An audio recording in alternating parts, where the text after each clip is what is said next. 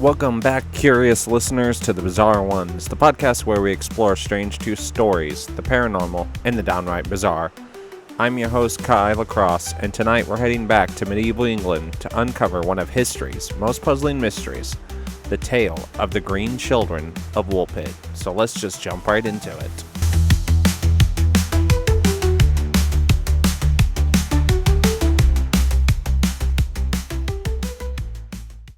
This strange story, if you will, has captured imaginations for centuries. Two children with green skin appear in a quiet English village, speaking an unknown language, and claiming to come from a twilight world. Who were they? Where did they come from? And what does this story tell us about the world of medieval folklore, science, and human curiosity? So grab a cup of tea, or coffee, or soda, whatever you'd like to drink. Turn down the lights, and let's dive into the mystery of the Green Children of Woolpit. Our story begins in the 12th century, during the reign of King Stephen, or possibly King Henry II.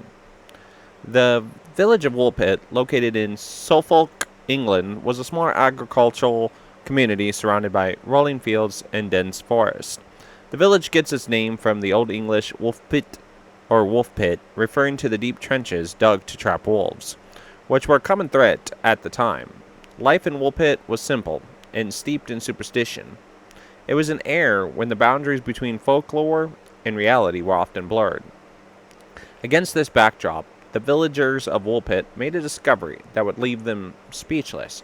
According to two chroniclers, Ralph of Coggeshall and William of Newburgh, the villagers found two young children near one of the wolf pits.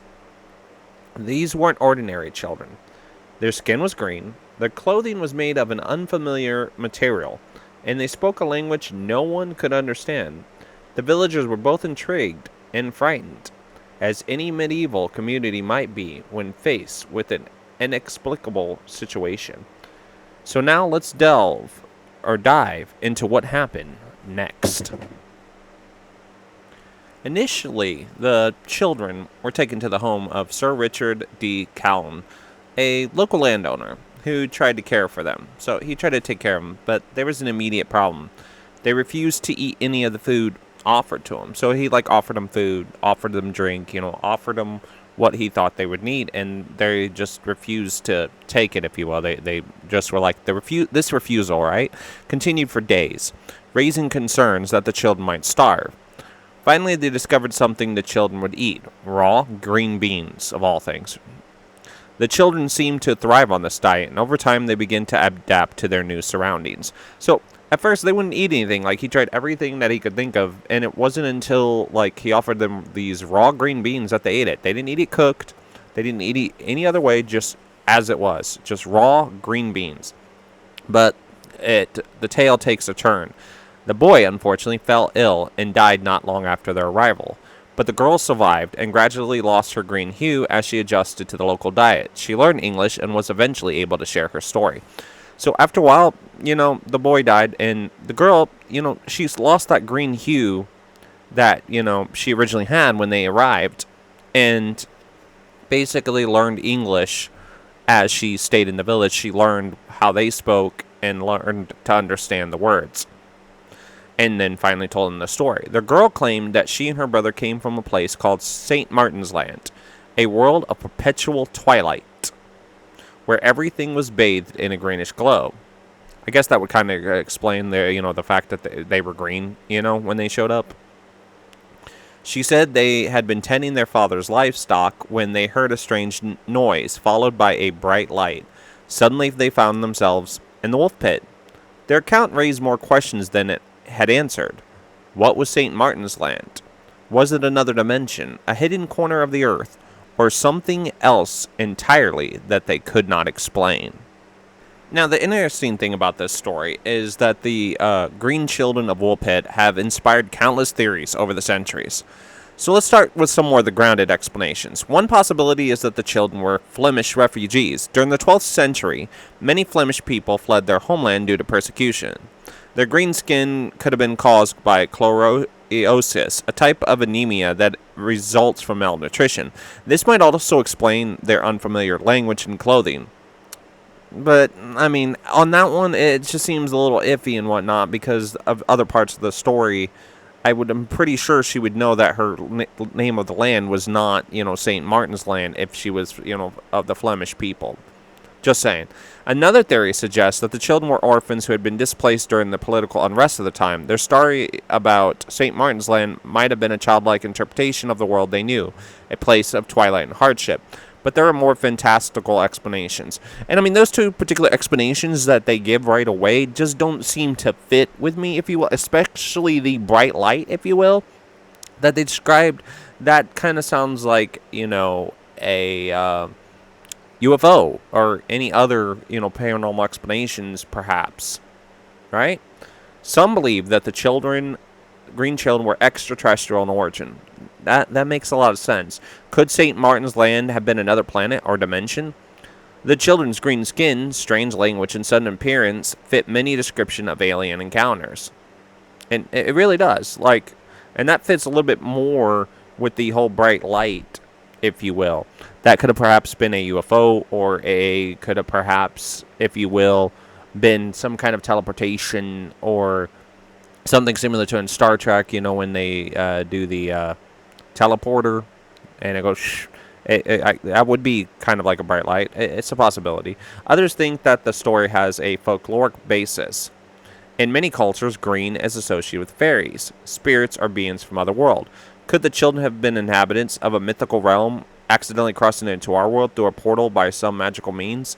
And the thing is that would actually fit with the food and whatnot, because in fairy folklore, it is said that, for us humans, if we go into their realm, not to eat anything or drink anything, because that's how you can be trapped there. And so if they were from the fae realm, it would make sense of why they didn't eat or drink any food and, drink over here at first, because they're like, oh, if we can trap them over there in our realm like that, perhaps they could trap us like that. I mean, so it's a possibility. But it's also important to consider the historical context of this story. Medieval chroniclers like Ralph of Kungshell and William of Newburgh often mixed fact with folklore in their writings. Their accounts were based on what they heard from others, not direct observation. Stories like The Green Children reflect the medieval worldview, where the unknown was often attributed to divine or supernatural forces. This was a time wherein the line between reality and legend was thin, and strange events were often interpreted through the lens of faith and superstition. But does that mean the story isn't true? Not necessarily. Even if elements of it were embellished, it's possible that the Green Children were based on real events and real people. Today, the Green Children of Woolpit remain an enduring mystery. It still hasn't been solved. It could have been folklore, it could have been something else. The story's been retold in countless books, articles, and even modern science fiction. It continues to capture the imagination because it sits at the intersection of history, folklore, and the unexplained. Woolpit itself has embraced the legend, with signs and attractions celebrating its famous mystery. The story reminds us that even in our age of scientific understanding, there are mysteries that defy each explanation. And the alien theory about the Green Children of Woolpit actually goes all the way back to 1621. It's one of the earliest extraterrestrial interpretations of the legend, which was in 1621 when Robert Burton suggested in the Anatomy of the Melancholy that the children fell from heaven. More elaborate alien theories have emerged in modern times. For example, some have proposed the children were accidentally beamed to Earth due to a matter transmitter malfunction, or were part of a distant green inhabited civilization. The earliest accounts were written decades after the alleged event, around 1189 or 1200. Medieval chroniclers, like I mentioned, of William of Newburgh and Ralph of Kungshell, recorded many supernatural events, and they accepted the story based on local hearsay. So, I mean, that's one possibility, if you will, that it could have been that. Now, one of the other theories is that the Green Children could be fairies. In British folklore, green is the color most so strongly associated with the fairy otherworld and its inhabitants. The children claim to have emerged from a cavern while tending their cattle, eventually reaching the surface by following the sound of bells. Fairies were believed to reside in the underworld, which was often reached through caves or burial mounds. The girl did describe their home as St. Martin's Land, a place of perpetual twilight where the sun never fully rose. This aligns with folkloric descriptions of an underground fairyland. The children's arrival represents an inversion of a common fairy tale plot where mortals travel to the fairyland. In this case, the inhabitants of the lower world visit mortals. So, this story creates this timeless archetype of the outsider, and this was a folkloric method for the village to process and teach tolerance toward outsiders. So that is one possible theory, if you will, that they could have perhaps been of the Fae. Another theory was that they came from a world located beneath Earth's surface. Tales of underground realms and inner Earth civilizations are found in many myths, including the legend of Agartha. The children's story coming from a land of perpetual twilight that reached via a cave fits neatly with this idea.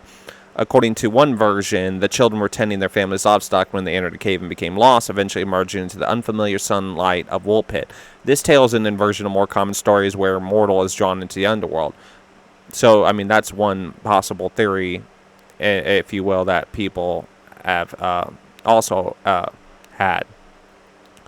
And so there's just multiple theories about the green children of Woolpit, of where they could have been from and what they are. There's one theory actually of that they could have been from another alternate dimension or alternate reality, if you will. But what do you think, listeners? Were the green children refugees from another land, victims of malnutrition, or something far more mysterious? Could this be a tale of survival, a historical misunderstanding, or perhaps a glimpse into another unexplained world? Thank you for joining me on this journey into the unknown. If you enjoyed this episode, don't forget to subscribe, leave a review, and share it with your fellow seekers of the strange. And if you have a story of your own to share, whether it's folklore, the paranormal, or something truly bizarre, reach out to us on here, and we'll see what we can do. And next time on the Bizarre Ones, we'll dive into another strange news stories, if you will. That's what next episode, which will be the final episode of this season, and we won't start season 2 until next year. And so next episode will be a bunch of another strange news stories. We're going to try to do more than we usually do of the news stories, but it'll be strange, true news, if you will. And so that will be the last episode of this year, because that will be the 12th episode. And then next year we'll have a whole new batch of episodes of the Bizarre Ones. But anyways, thank you for listening. Join us next time on the Bizarre Ones. Until then, stay curious, stay open-minded, and remember, the truth is often stranger than fiction. The truth is often bizarre.